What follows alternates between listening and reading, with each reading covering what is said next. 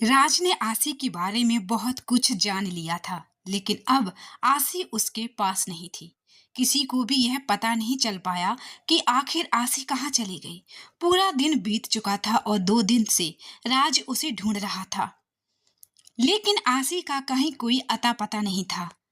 राज ने अपने लोगों को पूरे शहर और आसपास के इलाकों में भेज दिया।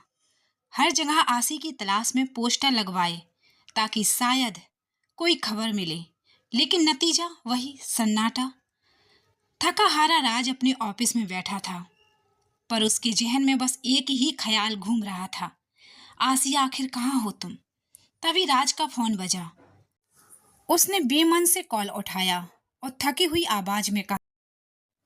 उधर से किसी ने जवाब दिया, हेलो, ये आसी के घर से बोल रहा है। आसी का नाम सुनते ही राज की आंखों में चमक लौट आई। वह उतावला होकर बोला, हाँ हाँ, मैं आसी का पति बोल रहा हूँ। क्या आप जानते हैं वो कहाँ है, कैसी है? लेकिन सामने वाला इंसान बिना रुके बोले जा रहा था। उसने कहा, जरा ठहरिए, मुझे भी बोलने का मौका दीजिए। इस लड़की को मैंने 2 दिन पहले रेलवे स्टेशन पर देखा था। इसके साथ एक दुबला पतला सा लड़का भी था। राज चौकन्ना सा हो गया। लड़का? कौन लड़का? वो कैसा दिखता था? आदमी ने जवाब दिया, वो काफी दुबला पतला था, ज्यादा लंबा नहीं। देखने में वो दोनों भाई बहन जैसे लग रहे थे। मेरा ध्यान उन पर इसलिए गया क्योंकि उस लड़की ने मेरी बेटी को सहारा दिया था। आसी की तलाश लगातार आसी को ढूंढ रहा था। कई दिनों तक उसकी कोई खबर नहीं मिली। अचानक एक आदमी का फोन आया। उसने बताया कि उसने रेलवे स्टेशन पर एक लड़की को देखा था, जिसके साथ एक दुबला पतला लड़का था।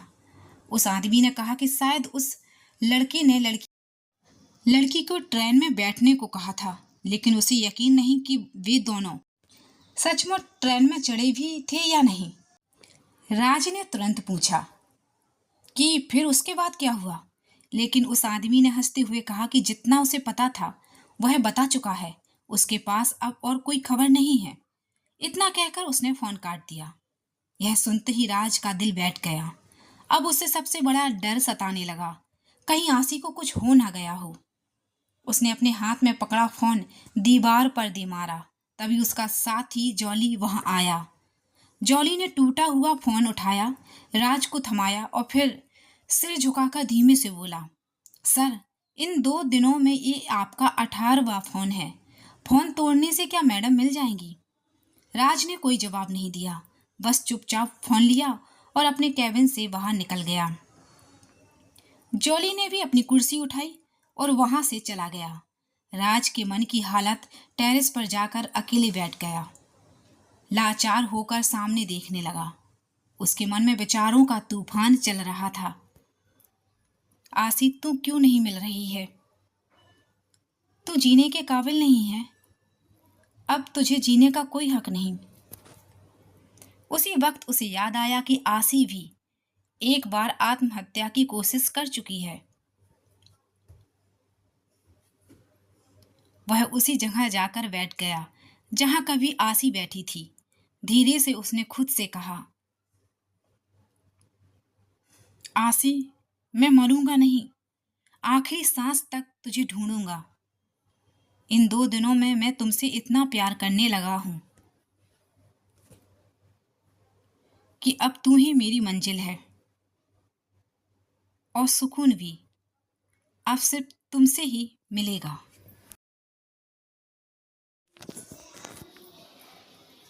मैं तुम्हें जल्दी ही ढूंढ लूंगा। इस हिस्से से साफ दिखता है कि राज की बेचैनी और दीवानगी अब अपने चरम पर है। वह आसी को ढूंढने के लिए कुछ भी करने को तैयार है।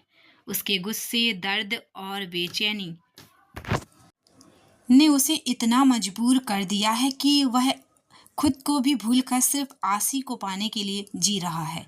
राज का घर लौटना। राज ने खुद को संभाला, अपने मन को थोड़ा मजबूत किया और घर की ओर निकल पड़ा। पर उसके भीतर बेचैनी और सवालों का तूफान।